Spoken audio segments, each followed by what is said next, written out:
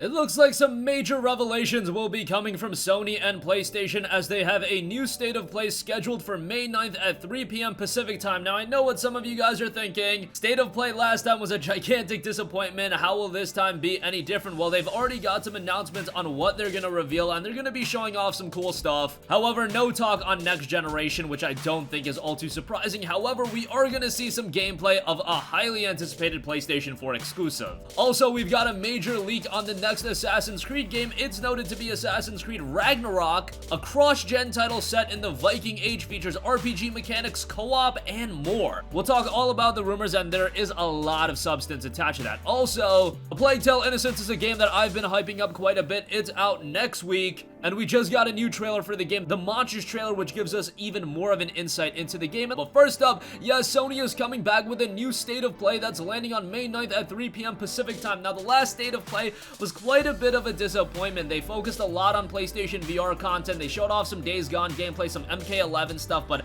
as far as new announcements for the kickoff to State of Play, this new initiative that they're doing, I would say that the majority of people thought that it was a disappointment. However, there will be a new State of Play May 9th, again, 3 p.m. Pacific, 6 p.m. Eastern, and they've already announced that they're going to be showing off an extended look at Medieval, the remake that is so anticipated by a lot of us. I know some of you guys don't know about the game, but Medieval is one of the more iconic PlayStation franchises, and it's a franchise so many people have wanted to see make a comeback, and now it finally will on the PlayStation 4 in 2019. The game itself is, of course, a remake, and the original game took place on a variety of different levels. You also do a variety of objectives. It just had very satisfying gameplay, and to see it be reimagined for the PlayStation 4, hey, I'm very excited for that, and I've wanted to see more gameplay of that for quite a while, and now we're actually gonna get a sizable amount of gameplay for that. They also noted that they're gonna have a first look at a brand new title. That's all they say. They don't note if it's a PlayStation 4 exclusive. They don't note if it's a PlayStation VR title, but the fact that they're completely specifying a new title, that makes me think it has to have some sort of substance attached to it. However, I don't want to get way too ahead of myself because State of Play last time was such a colossal disappointment.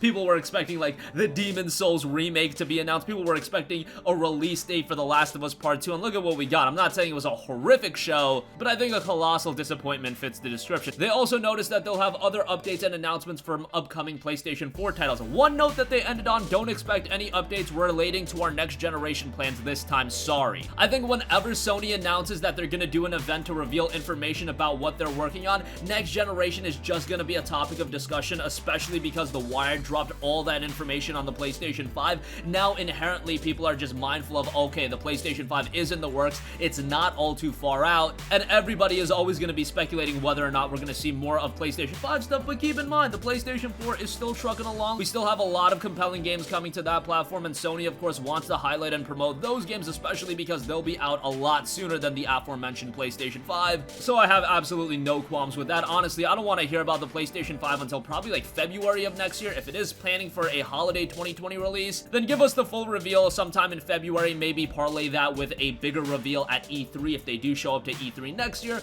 but I am getting way too ahead of myself. First, we have State of Play to look forward to. It was also noted that this is going to be a relatively quick show, around only 10 minutes long. Remember, the last one was a little over 20 minutes. Hopefully, it's more quality than quantity, and based on the fact that we are getting Medieval gameplay, based on the fact we're getting the first look at a brand new title, okay, while I'm a little bit skeptical, and rightfully so based on the last show, I am also relatively excited. Alright, moving on from that, Assassin's Creed Ragnarok has seemingly been leaked on 4chan, and I know 4chan leaks are usually hit or miss, but there's a lot of substance to it, and honestly, based on the fact that the Viking Age Assassin's Creed was something a lot of people were talking about, in-game things in Division 2 pointed towards that as well, I do think this Assassin's Creed Ragnarok is a game that's gonna come to fruition. Here's all of the information that Restera gathered up. Assassin's Creed codename Kingdom planned to come cross-gen in 2020. Actual name is Assassin's Creed Ragnarok. Main character is ally of Ragnarok, Lodbrok, and aids in the formation of the Great Heathen Army. Map is split into several kingdoms encompassing all of Great Britain, Denmark, Sweden, Norway, and Finland. So this looks to be an absolutely massive open world. I mean, the Assassin's Creed games with Origins and Odyssey have just been absolutely enormous, and I imagine that this Ragnarok title would only make it bigger. That to me is a little bit daunting because I found Odyssey to be an enormous game. Are we getting even bigger than that? At that point, I think these open worlds are just getting a little bit too huge, but nonetheless, I think that'll get a lot of people excited at the same time.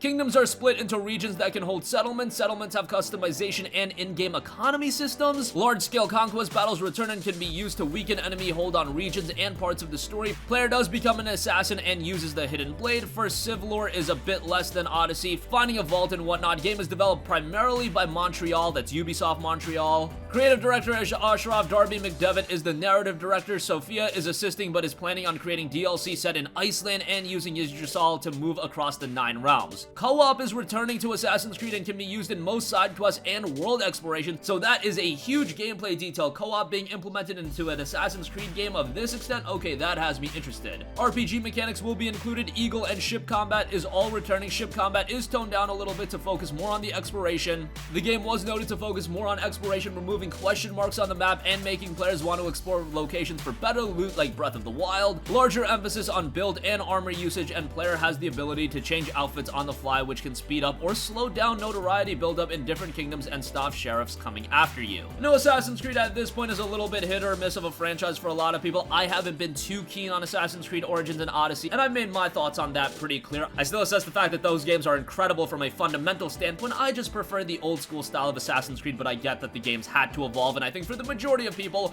Ragnarok is going to be something incredibly compelling, and if you enjoyed Origins and Odyssey, it looks like this one is just going to continue to build upon the fundamentals of those games set in place. Okay, moving on from that, A Plague Tale Innocence is quickly building up in hype and anticipation. The game is only a week away at this point. It'll be dropping May 14th, same day as Rage 2, but as I've been mentioning, it does seem like A Plague Tale Innocence is starting to be the more hyped up game, but nonetheless, we got a new trailer, the Monsters trailer. And it's only a 1-minute long trailer, but it does set the tone for the game once again, and it noted monsters lurk behind every helmet and between every crack. A Plague Tale Innocence, the poetic and harrowing dark adventure from Asabo Studio, and Focus Home Interactive is about to arrive on May 14th for PlayStation 4, Xbox One, and PC. Your enemies are everywhere, inside stately homes and lordly cathedrals down to the very dregs of the world in cellars and basements. Showcased today in our new Monsters trailer, while the deadly swarms of rats consume all they come across, harrying Amika and Hugo's long journey, far more familiar foes pick their moment to strike with more care. The English army, and worst of all, the Inquisition and their mysterious master Vitalis, all pursue the siblings with a deadly enthusiasm spurred by unknown forces. Lord Nicholas, the commander of the Inquisition's forces, is the helmeted face of fear for the local populace under the boot heel of his army and for Amika and Hugo as they flee. He is brutal and uncompromising, willing to do whatever it takes to complete his mission to capture and return the siblings to his master. Strong fast with zealots at his every beck and call, he will be a formidable and merciless foe. Once again, this trailer really sets the atmosphere, the ambiance, and overall tone of A Plague Tale Innocence, and I think that's why so many gamers have begun to get so captivated by this game, because it is a little bit more dark in presentation. There is a little bit more emphasis on the atmosphere and absorbing you into the world of A Plague Tale Innocence. Am I saying this is going to be the best game of 2019? No, what I am saying is it does have the potential to turn out to be an incredibly compelling experience, and based on some of the projects that Focus Home Interactive have been publishing, they have a pretty good track record, and while Asabo Studio is a relative unknown, you know for them they have an incredible amount of pressure on their back to deliver on their first major IP, so for them it is absolutely paramount that this game does deliver. Best of all, it is being released at a more budget price point, $49.99 instead of $59.99, even though it's only a $10 disparity. The little things like that I can always appreciate, and while I did mention A Plague Tale Innocence is probably a game you should wait on a sale for or wait and see how the reviews turn out, I would be lying to you if I didn't have a high level of excitement for the game, and I'll definitely be checking it out day one. It's just that for those of you guys that are a little bit more budget minded, might be a better idea to at least wait for the reviews or even wait on a sale. Although recently Focus Home Interactive titles have been holding up in price. I point to a game like Vampire,